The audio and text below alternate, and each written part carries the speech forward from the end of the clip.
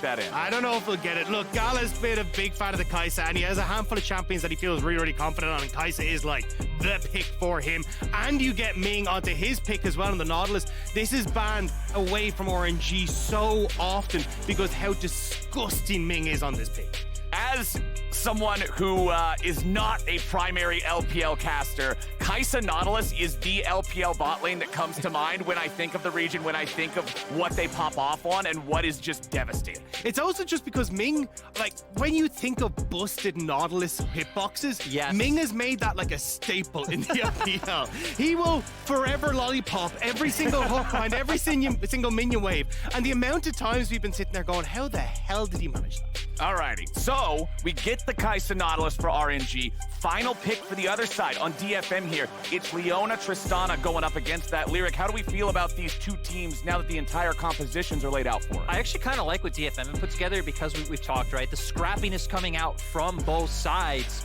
and them having things like the mixed damage coming, right? Kennen in top side, Yone in mid. Every champion is able to jump in and follow up. If Xiaohu ever mispositions a little bit, he will just be caught out. So it feels like to me, like, sure, RNG have the same engage and dive potential, but need to be a little bit more careful. Yeah, I think a lot of this has to come from Xiaohu in the early stages. If they can get that lead, well, then their dive is just going to be substantially stronger, right? And then they can actually try and play off of Gala at getting access to the backline, trying to pop Yutapon. But as Lyric is saying, if you fall behind and Kai'Sa can't get that one-shot potential, you don't have that damage coming through, it's going to be a big issue for RNG. What's up, everybody? Here's us up. You didn't see oh, wait, us earlier. the curl goes this way, maybe. Are you, all right, Lyric's trying to figure out exactly what's going on with the hair here. But yeah, this is going to be what I hope to be an incredible series. The last one, much quicker than a lot of people were expecting. This one, I know, coming into it, RNG, very, very heavy favorites. When I went and did my pick'ems last night, I know that the global poll was somewhere around like 92, 93% of people believing RNG are going to walk away with this one. So DFM certainly have a hill to climb. We're onto the Rift here for the first time in this series. One thing that immediately jumps out to me, Xiaohu playing that Talia, not needing the teleport because he's got the ultimate to get him around the map a little bit, taking the cleanse to get out of some of the CC instead. Yeah, taking the cleanse is the area as well, so wanting to really try and punish heavily in this laning phase. Typically in matchups like this, right, you have Prio until that level 3 mark is where Yone can start trying to get in with his dash, trying to find a bit of scraps before level 6 where he really wants to power through and combo together. So I think seeing where these junglers start especially is going to be pretty telling to how these teams want to play. All right, and as they look for one another here at the level 1s, remember you can link your league account with Prime Gaming to receive some free in-game content. So if you haven't already done that, go do it. Go get it done. Get yourself some nice freebies. And now it looks like we're not going to get a whole lot interesting going on here at the level 1. So let me ask you guys, Dagda, where do we expect to see things really open up here in the early game? I'm really looking towards mid lane. I think one of the big things that a lot of people are talking about for RNG with the way the meta is kind of shifting is getting Ming back out onto the map. And that has always been traditionally playing around Xiaohu. And when you've got something like this Talia that wants to try and push, you got Wei there. If you can 3-man in towards mid, try and pick off Yaharong, I think you can try and get the ball rolling, even just accelerating Xiaohu into a good position so he can get access to the map and stuff. I think especially because you know DFM definitely want to target mid. Like, you kind of have 3 lanes that you're able to play around, right? Kennen going to be able to bully up in that top side. You have the all-in and bot, but having a melee and range matchup, you need the jungle attention because you want the 2v2. So for RNG, I would expect Wei to look to cover mid, but if you can go bot first, try and find setup for a gank, and then unlock Ming so you can have numbers advantage in mid lane. RNG will be in a solid spot to counter that aggression. Yep, Ming's ready to start those scraps here, 2v2, nice and early. Worth pointing out, since both of our junglers are starting on the top side of the map, pathing down towards the bottom side, we could see some more scraps around these 2v2s, potentially turning into 3v3s if both junglers want to get involved. You can see there is a ward placed by DFM on the chicken camp of RNG, so to be able to see if Wei starts that one up. Steel just going straight into the Gromp for himself, and we'll just kind of keep an eye on how things are playing out down here with those junglers being ready to path towards it. When Scuttle Crab spawns, obviously whoever's got more control over this lane is going to be able to lend that control to their jungle. And a lot of that is going to be coming from the mid lane for Xiaohu, right? Just crashes the wave. You now look at where Wei is. He's moving out into river to make sure they can try and pick that one up. So already we see these moves trying to come through where they can spot out where DFM are, but Steel might have read this. He snuck his way into bot side, and I don't think RNG are aware. Okay, Steel's just hanging out here, back in the very, very back part of the brush here. Harp just gonna go ahead, use that sweeper. make sure that nobody is able to see what Steel is doing as he creeps around the fog, has made his way into the second brush, and now they're ready to engage. They'll go after Ming. He's just walking it off. Alrighty, they got the flash out of both RNG bottom laners. So now I'll be looking for DFM to return here before those cooldowns are ready. It was just a nice play overall by DFM as well, because Xiao actually checked DFM's jungle, saw the blue buff was still up, so not a whole lot of information on where Steel was, which is what allowed that play to work out so well. So when we talked about RNG wanting to lean towards bot first, potentially, before making any plays towards mid, I feel like DFM have read that play very well. Yeah, and I know it's going to be a case of how can RNG try and bounce back from this. I think Yarong kind of doing a good job there of leaning down into River to make sure that they can push way back into their own jungle. Breathe is actually doing pretty well up here, getting a lot of these trades back and forth as well. The Arcane Comet has been something that we've seen a lot over in LPL, specifically into these range matchups like Dinar, so you can just continuously trade with those Darken Blades. Right, it's one of those things that doesn't quite give you the same power later on. You're not going to become as much of an unstoppable drain tank in the team fights. But those quick trading patterns, particularly just in the 1v1s, going to feel a lot more comfortable for him. And you can see, breaking even in a Kennen lane as a melee champion is always going to feel great early on in the game. I think especially because you say we looked at the stats, Evian wins to losses is huge. Like, he has typically been the DFM member that if he can find the lead, he is the main carry. If he gets set behind is when Detonation Focus Me have struggled. Yeah, I think though we are going to see a lot of pressure bot, because I was looking at the screen there, I was like, okay, junglers are just going to go for the reset, but immediately they go to bot lane first. It's like, we're just going to be here in case any funny business happens. And it definitely feels like that's where a lot of the focus at the moment is for both these guys. And if Udapon can get those leads, we know what Tristana can do, right? You take over the lane, you've got great all-in potential, you start to get those third plates. That is going to be a terrifying prospect if DFM can get ahead. Okay, we've got the XP per level on your left side of your screen right now. The big thing to keep your eyes on there is Xiaohu almost to level 6, about 3/4 of the way there. Once Talia unlocks that, that's when I really want to see RNG start trying to make these moves. Overload one side of the map, get something going on. Breathe is obviously unafraid of fighting Evie. If you can go up there, cool. Bottom side, you guys have already talked so much about how that's going to be a pivotal part. And Xiaohu right now is going to step into the enemy jungle, see what Steel is up to, see if he can harass him a little bit during this farm. Yaharong takes the chance to go in with a Soul Unbound. Not hitting the Q3 though, means he just snaps back to right where he came from. Fate Unsealed now ready. Yone's got some playmaking too. Exactly. This is where we can start seeing DFM really put pressure on this mid lane matchup, because if Yaharong can get those aggressive all-in trades in mid lane, start chunking Xiaohu out, he isn't going to be able to look for these roam timers. And I was kind of curious to see what RNG would do, because their comp kind of has the ability to play both sides of the map, right? You can have Wei pathing down and playing for bot, while Xiaohu can be the decider. Hey, Breed gets a good trade, he actually can lean up, and you have DFM making all these hard choices. But it looks like what you said, Dagda, that both junglers and both teams are just always going to be inching closer to the That was one of the big talking points we had in the LPL, though, was how good Xiaohu was at like trying to cover the opposite side of where Wei was. Like traditionally you'd see your mid laner roam down, kind of link up with the jungler and try to play for, say, bot lane, right? But oftentimes Xiaohu would be like, okay, I'm on a roaming mid laner, something like a Galio, I'll actually lean top side and make sure that I cover any sort of cross map. So it'll be interesting to see how RNG do want to try and set it up, if they think, okay, we have enough in the 3v3 that we can win it out, or if they feel like they need Xiaohu's help as well. And we can see now, DFM, I mean, Yaharong able to get the pressure mid after getting his ulti up, and then using the bot side prile they had after the wave crash to turn it right into a dragon. Yeah, and DFM taking this dragon, you can see they throw the extra little tree baby into the pit, so in case Wei would try to jump over the wall and steal it away, at least he would be slowed down in that approach. Not gonna happen. RNG is not interested in contesting that objective. It will go over very early to DFM. This has not been a tournament of a lot of early dragons, so getting that first one online at 7 minutes feels good. And it's a great start for DFM, right? Especially when you look at this, the LJL and DFM who've represented for so long. Last year was the first time DFM get into groups.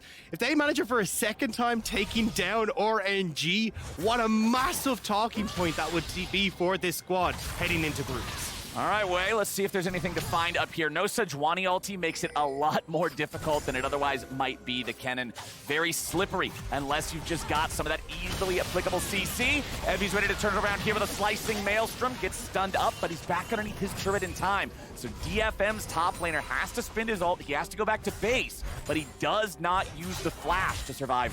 Yeah, swing and a miss there from both Wei and Breed. They're not able to connect with the initial CC, means that Evie's just about able to escape away out of that. Also, just having having steal there means that he was trying to see if he could hover on for a while to bait them in a bit more, but not going to be the case. Yeah, still for RNG, though, the fact that you're able to get that ultimate out from the cannon when Rift Herald is spawning feels quite nice. Still having reads online, so I feel like RNG are feeling incredibly confident right now to look for this Rift Herald. And looks like DFM not even going to go for a contest, knowing they blew that ultimate, so gonna need to see them trade down in bot side, but they do have the Tristana that you're hitting on. That's what I was about to say. It's a good shout. I mean, you're able to move Tristana down here. She should be able to tear through some of these turret plates relatively easy, but at the moment, a little bit of a slow push here slow move from Gala and Ming back down towards this bottom side, but should be able to stop too much damage from going over. So with this first turret plate going down there, the second one's going to drop very swiftly after. This is always one of the comparisons that I like to look at when one team gets Herald and the other side just declines to answer that fight and keeps their guys bottom instead. Hey, you already got 2 plates back. That's the expectation of a Herald unless you can make a much bigger play with it. I think if you're DFM, you're pretty happy. Oh, 100%. And especially because yesterday I feel like we saw a lot of moments against Loud where they were a smart team. They did have, good rotations. And they aren't one of the teams that are just going to stare at you in front of an objective and waste time. Yeah, the biggest problem when it comes to that rotation, though, is just Xiaohu kind of getting the jump on you, right? Because he's got that Weaver's Wall, you can very easily push mid, create a numbers advantage on side lanes, and use the Rift Guard in that regard. And especially with the amount of focus that has been put on bot side already, it feels like that will more than likely be the case. And you can see at the moment RNG are trying to set up for that. Clear out the vision that might have been placed down by DFM to spot any sort of roams from RNG. I also like the idea of them putting Herald bot just for the idea that if they decide and elect to go topside with it, it will open up for the Utapon to probably just honestly outright finish the turret bot side with how much pushing power that Tristana has. So I don't want to see RNG let any of those cross-map opportunities through for the side of DFM. So one thing I'm surprised about here, boys, it is almost 10 minutes into the game. There are plenty of engage mechanisms on both sides, but we are yet to find first blood still. Let's see if I cast a curse. If Breed's gonna get jumped on here hard. Flash, stun, Evie has the damage with the burn, and the first blood actually goes over to Harp. DFM are on the board. Why you gotta do us like that? You're going fine. Why you gotta do us like that? This was actually the tryout for next year, Cap. We hadn't let you know yet, but not off to a great start. Well, I'm sorry, boys, but sometimes I just need some PvP in my League of Legends, and DFM are the ones to deliver, bringing the support up to the top side there with the roam. They get it going. Unfortunately, the kill goes to that support instead of to Evie. I think it was just a good timing as well from them, right? You can see RNG weren't really in a position to get too much on a cross map. They get, some vision control on the bottom side, but they weren't actually able to set up for that play we talked about with Xiaohu being able to lean down to bot side to try and make the turret play happen. So just really nice setup there from Yarong, and playing off his kind of minion wave in the mid lane and moving up to top side. And now I feel like for RNG to answer that play that DFM made, they are going to have to make use of this vision, right? We have Dragon coming up soon. I like the Herald play that they're going for now. We can see DFM already starting to respond to it with a TP, so I don't expect RNG to find too much like they're angling for with Ming waiting off to the side. But if they can find a fight coming to 6 Dragon... Oh, baby, you're wrong. That's not where you wanted to be. Wei gets the money. RNG get 3 plates and a kill to go with it. I feel like the caster curses have worked way too well at this event. Yeah. Because I don't know if RNG should have been able to find anything there, but great by Ming. Didn't even have to use his flash, just waiting for Yaharong to overstep a little bit too much. Hey, look, today feels like a day of first, so I'm not going to breathe easy until we get this across the finish line. But, I mean, look, nice job from RNG, right? You get the plates, you're getting the push that you need. Xiaohu now as well, having a bit more control of that mid lane should help out substantially, because even though he has managed to shove in Yaharong, it's actually been Yaharong who's been able to get out and get the moves on the map first. So now Wei going to see if he can try and right the wrongs at top side as well. Alrighty, Wei. He has no ulti available, still about half left on the cooldown timer. So Evie's going to have to get a little closer for this to work out. Looks like Wei will just, okay, maybe not, maybe not. They're waiting again. He's willing to commit a little bit more time to this, having plenty of patience. Breathe just going to go ahead, throw a couple of spells out, see if he can taunt that Kennen into coming up there for him. But now with Xiaohu coming north as well, RNG may be ready to commit even more to it. They're ready to, if Evie steps forward just a little bit, they are ready to go on this.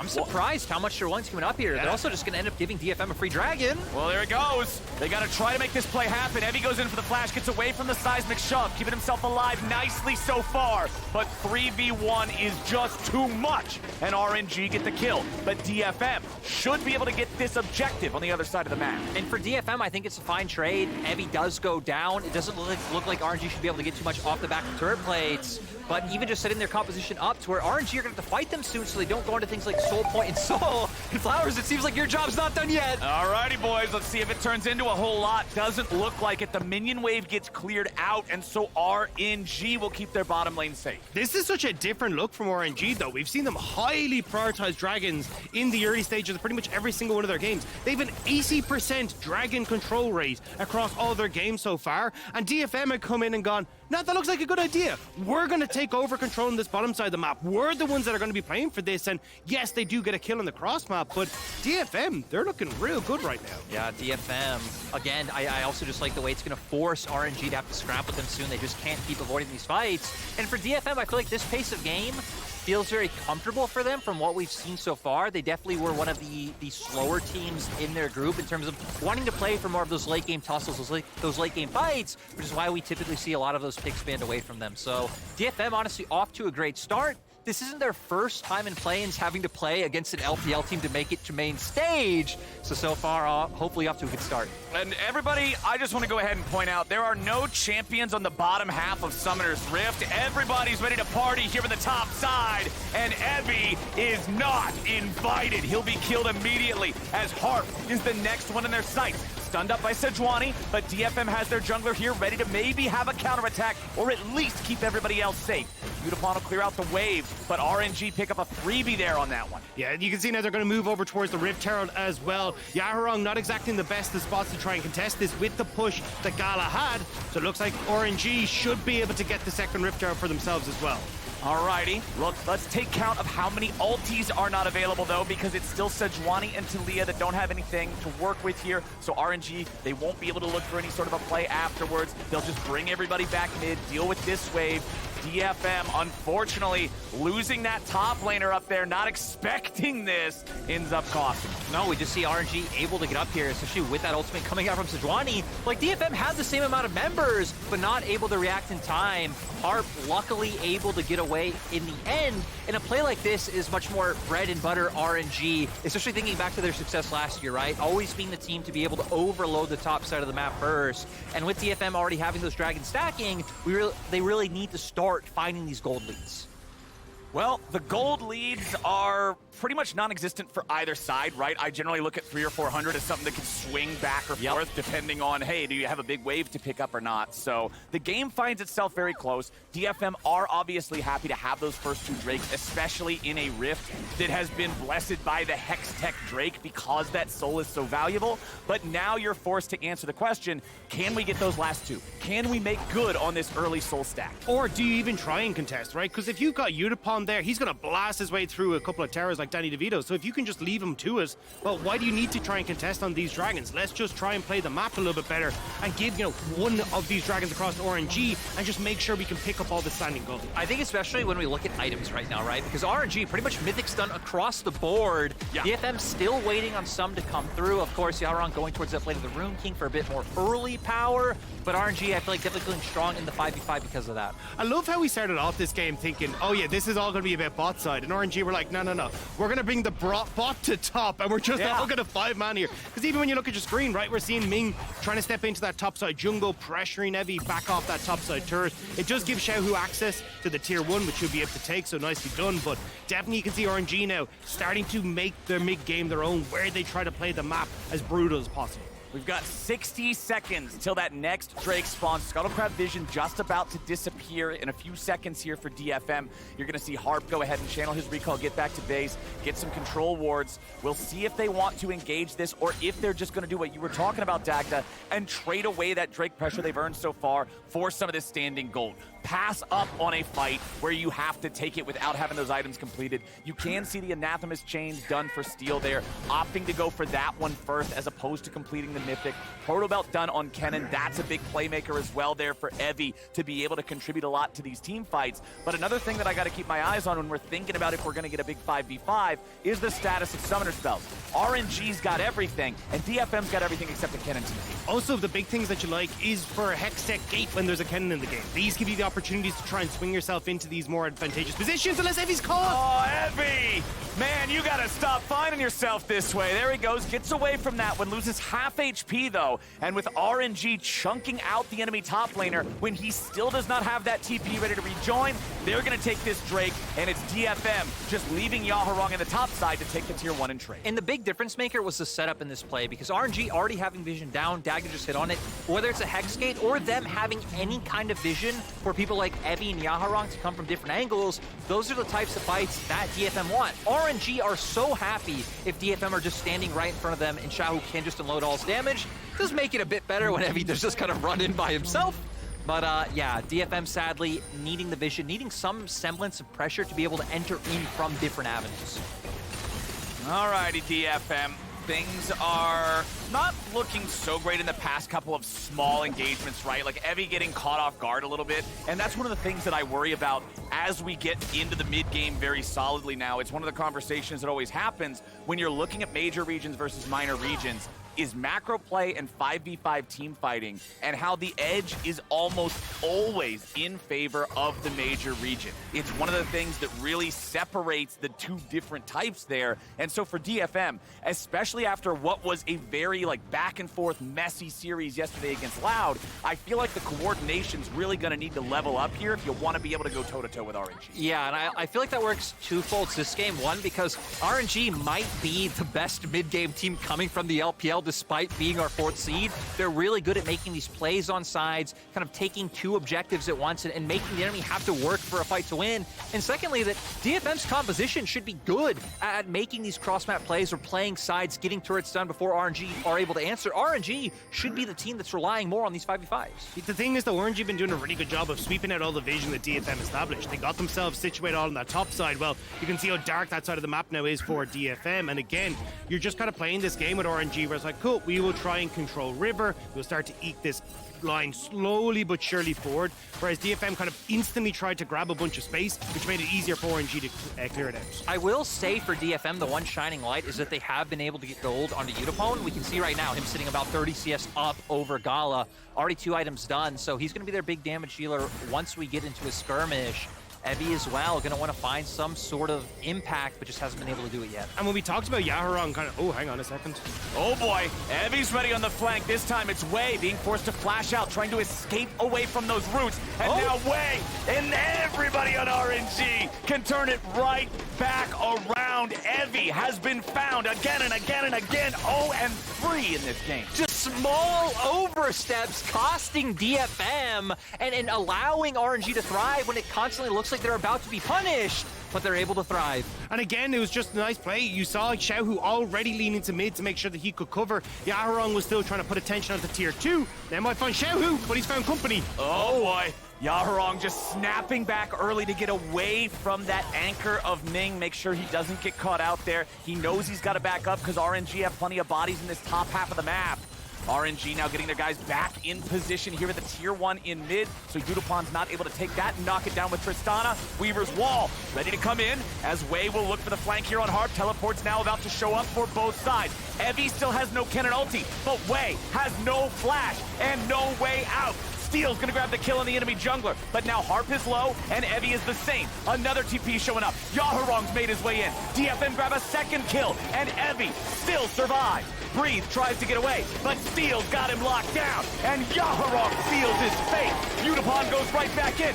Xiaohu has to flash, and DFM just crushed RNG in a team fight. DFM outman RNG on the play. The TPs are in better spots. They pick off the members they need, and now they're moving over towards the Baron. This is exactly what DFM wanted. If DFM are gonna, for the first time, take down an LPL team, take down the MSI champions, getting the team fight, getting the Baron, if they could translate this into a game 1, that would be huge. And there it is, Baron at 22 minutes for the LJL team. And we see here, right? Dagny were just saying that the better positioning coming in. RNG thinking they found Harp, but he manages to get away. And I love the positioning that Evie comes in on because they know Wei's flash is still down from the last play. So this time it's him overstepping a little bit, gets picked off. And then sadly, with him down, with Ming already getting chunked out, you really don't have a frontliner to absorb all this damage because Breed's on the opposite side of the fight. Yeah, the position on the TPs was just great. You see the first one zoning off Gala and Ming from the start of that so they can go on to way. Then you get Yaharong aggressive TPing, but here we go. Oh, we are not done, my friends. Yaharong getting himself right back to where he started here with Soul Unbound. That incredibly powerful E on the Yone, allowing him to dive in and then escape. But the Dragon spawning in 5 seconds, and RNG now have the advantage. And you got 2 items now on that Yone as well. Yaharong wants to see if he can try and step up big in this fight. DFM already have good position, and they've got a good front to back here. This is where it gets a little bit risky for RNG. Keep your eyes on Evie to see if he can make the play with that big ultimate. Alrighty, this could tell us so much about the fate of this game. DFM's tanks are going to start up the Drake, but they're not going to commit heavy DPS to this, not just yet. Now they'll pull it out, start to put a little bit more damage into it. Evie remains on the flank. He wants to be able to find a slicing maelstrom that can really change the fight. Drake goes over to DFM. Steel fires off the ulti. Wei takes a little bit of damage, but not a whole lot. Nautilus ulti back onto Steel. They're just both hitting tanks. Ming goes in, finds Evie, but he doesn't find him well enough. It's Ming who ends up giving him a freebie. Knock, knock, the food's here. DFM get a freebie on top of their third Drake. Yeah, DFM now on Soul Point. The fact that they already have Baron is just huge. Now going to be able to start translating this into map control into a big gold lead is, yeah, Wei, that was not it. That goes wide. DFM now going to be able to reset off that one, but look at what Yaharong's been doing in the side lane. Able to get this pushed in, and they just keep denying RNG gold and objectives on the map. This is fantastic from DFM. They're doing such a good job of causing RNG to overextend continuously. Ming goes to the hook. He ends up so far out of position. DFM can collapse on him. DFM are playing this composition wonderfully, and RNG just can't do anything about it, right? Like Steel here, great ultimate, zones off RNG, kind of what we talked about. Like, they want to try and get access to the backline with the Gala, but they're not able to do so. And then again, Ming goes for Evie, but who follows up here? Like DFM, great ultimate coming through from Harp that keeps the rest of RNG at bay. They can deal with Ming. Like, they are just playing and executing around these ultimates so much better on DFM's side. And DFM, we talked about it in the draft. The AoE and the team fighting this squad has, when you look at Yone, when you look at Maokai, when you look at Kennen, there's just this massive area of threat that is so difficult to approach for the squad of RNG if they don't have good setup with a Talia flank, with a full group dive that Gala is able to join in on, and it's DFM setting up better and paying off. I think especially when you look at RNG's tools, right? A lot of single target CC coming through, both Sejuani, Nautilus, all single target. Gala only going to be single target damage. Anything else you're relying on Xiaohu and Breathe, and we've seen they really just can't muscle their way into these fights. So for DFM now, I think you can take it a little bit slower. We could see them finally answering the side pushes that RNG had going earlier on, because now you have such an obvious win condition right in front of your face with Soul. Yeah, and I mean, Yaharong is so incredibly strong in these side lanes as well. There's just no way for Xiaohu to actually deal with them. Like, you can see every time Yaharong steps up, especially now that he's got the Sunfire Aegis as well, he can go for dives, and Xiaohu will just fall. So this is where RNG now will start to struggle trying to play out the map correctly, and you can already see this is where Yaharong can start to get aggressive. Yeah, it's actually crazy that I feel like the most effective CC on DFM's side right now is just the threat of Yaharong pressing R. Just the idea of him doing that prevents RNG from being able to do anything. It's one of those funny things about League of Legends. Sometimes the threat of an ability can do so much more than using the key even can, unless it's just a perfect execution of it, right? The threat of that being there is such a nightmare that everybody's got to be ready. And Evie over here on this Kennen, who remember was the target of focus early from RNG, who did have a couple of positioning whoopsies, I guess we'll call them, that got him in some trouble, but he's sitting on Proto Belt, he's sitting on Shadow Flame, he's sitting on Sorcerer's Shoes. This is the 1-2-3 spell pen punch that turns that Kennen ulti into a torpedo. And he has the flash. He's got that little bit of extra nos in the back pocket when he needs to pick up speed, and that's where I think Evie is really going to be able to shine at this next fight, if he can get the positioning on towards RNG, because, I mean, Gala, incredibly short range. Xiaohu kind of needs to be up close and personal to a certain extent as well to get his damage off. So if you can get in there, that's going to look fantastic. And when you're talking about Xiaohu and Gala, Sigma. The other thing to remember, no Guardian Angels, no stopwatches. That's what makes it even deadlier. Evie getting caught now again, just when I got done praising him, it could be lights out. Ming goes over the Hex Tech gate. Evie goes into the ground. 0 and 4, unfortunately, for the Lightning. And those are the plays. RNG just keeps leaning down towards Evie's side, using that single target damage we talked about. Xiaohu, of course, with the global ultimate just makes it so easy for RNG to execute upon. And luckily for the side of DFM, I mean for RNG, nothing on the opposite side able to be taken because we do see Wei leaning that way. They were able to get some vision up on top side. Top side doesn't matter, guys. This Dragon's coming up in 45 seconds. Exactly. This is a huge moment for RNG because DFM getting a hold of the Hex Tech Soul with that Chain Lightning slowing proc makes things a lot scarier. So Dagda, I want to ask you, if you're RNG, what is the recipe for success with 30 seconds to go till this thing? I mean, it definitely feels like getting back onto the map and trying to find angles where you can actually set up vision, stop DFM from having multiple different ways that they can go for flanks is going to be best, but it kind of felt like they needed to get a pick beforehand, right? And that's what they've been trying to do with Xiaohu, with Ming as well, because in a straight up front to back, which is what RNG looks like they're about to force, I think DFM have this. They've just got such a strong front line, great peel for Utapon on the back line, with 3 items on the Trist. He's going to wreck RNG's front line. And remember, Evie didn't waste the flash when he died there in bottom lane. He knew that it's better to just die and still have that for the soul fight than even use it to get away and live. So let's see it. DFM starting up the Drake, losing a little bit of patience there on it, so it'll reset slightly.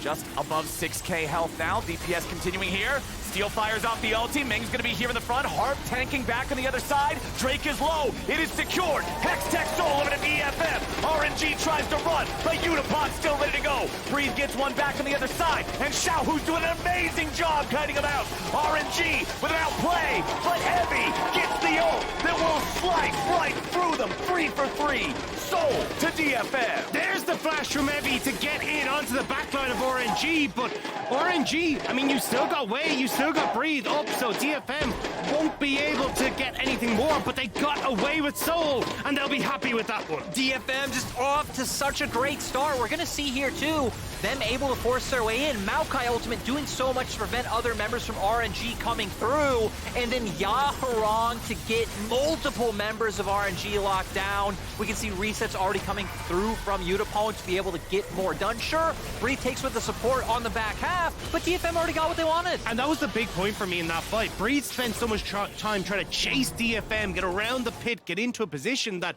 he was basically, like, negligible. He hit 1Q in an auto attack and took the Leona down. Like, good for you, buddy. The rest of your team is going down, so RNG tried to find the flank, and it pays dividends for DFM.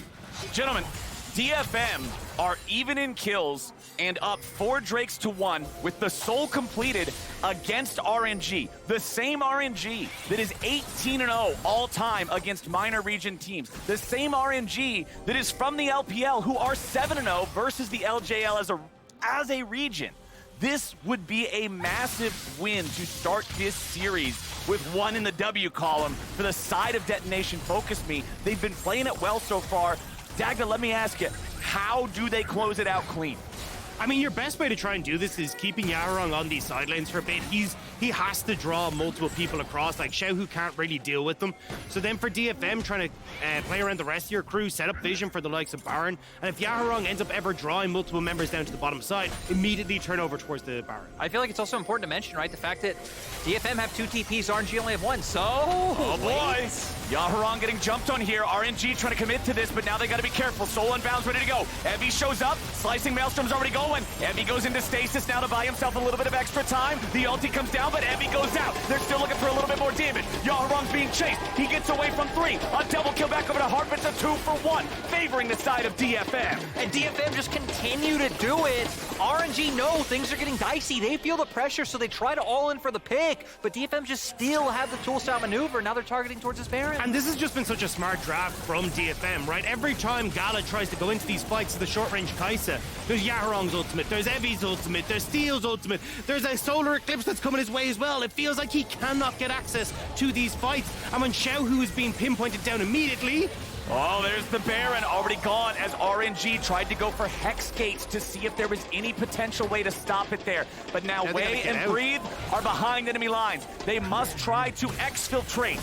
Breathe is going to get jumped on now by 2 tanks. and an AD carry. It's not a good place to be, but it's better than the graveyard, and that's where he's going. Shut down, credit over to Yaharong. 5v4 for 45 seconds. And we can see RNG, they know they're in a dicey position, need to go for this pick, but Yaharong's incredibly tanky. Death's Dance, Sunfire already completed, manages to just dash out, and Evie wanting to all in on Gala. This initially kind of helps RNG because the fight split up. It isn't just all of DFM jumping at you, so they're able to get that first pick, but still, with members like Ming and Xiaohu separated on one side, we see Utapon, Steel Harp, all the AoE CC able to come out. And it feels like we're really starting to see the training arc of DFM now coming to fruition, right? You look at these guys who have been screaming against like VCS teams, LPL teams, everyone that they can get their hands on to try and improve. They've been at the top of the LGL for so long. They made it to groups for the first time last year, and now they're looking primed to take down RNG in game number 1. I mean, for so many people, myself included, DFM is synonymous with the LJL just because of how frequently they represent their region. They are the cream of the crop of Japanese League of Legends, and they are showing it here in this first game. 11-9 against RNG, up over 5,000 gold, armed with a Baron yet again. Utapon ready to be played around. 4 items completed plus the boots. This man is just a turret-wrecking machine, and he's got his tank line and his CC cannon right next to him. They can't get anywhere close. Yeah, it doesn't feel like RNG really even have the tools to be able to answer. Like, sure, Xiao can try and wave clear with his abilities, but there's Stunner range coming out. The amount of damage he's able to dish out so quickly really isn't going to be able to stop the Baron pushes coming out from DFM. So now we're up to a 6K gold lead.